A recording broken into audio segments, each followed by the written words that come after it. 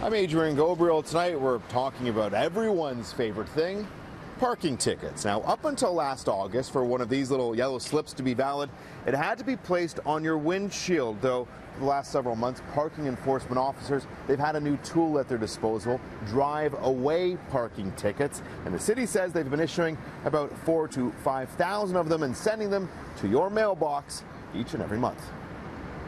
Right now, the legislation allows us that if we find you parked illegally and the officer can capture the information, we can send the ticket to you, and it's valid like every other ticket. If you're issued a drive-away parking ticket, you get your parking ticket, and then you also get an additional $10 fee. Some people might see that as a cash grab. You're right, Adrian. I mean, the perception is always there.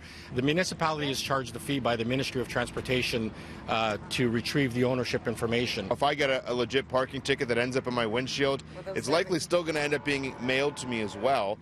So where's the extra work? Why the extra charge? The extra charge is really a cost recovery, and the municipality doesn't make any extra money. All the parking enforcement officer needs is your license plate and the model of your vehicle, and you'll get one of these in the mail. It will say drove away in the top corner, and as you can see, the fees add up. The city says one of the reasons they've initiated this policy is to protect parking enforcement officers from being clipped by drivers and their cars as they try and drive away.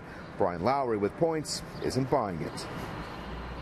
If we're talking about officers safe, I mean, I don't think I've ever known an officer that would stand in front of a car as it was moving to try and issue a traffic ticket. I don't know what that means. Brian, there's now a $10 additional fee for a drive-away parking ticket. They say it's an administrative fee. I don't understand why there'd be another $10 involved in it, but the thing is, who knows, maybe it'll be $20 next year. Well, I think it's going too far. I mean, it's becoming...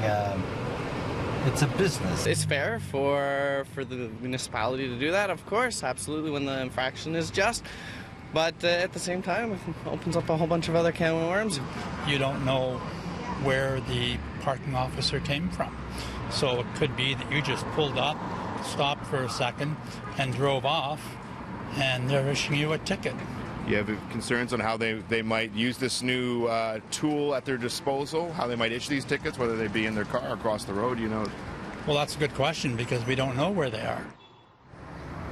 When it comes to parking enforcement officers being assaulted or accosted, the city says there was about 45 incidents last year. Now, the average fine in a parking ticket, according to the City of Toronto, is $53, and they expect to issue and mail out 60,000 drive-away parking tickets this year alone.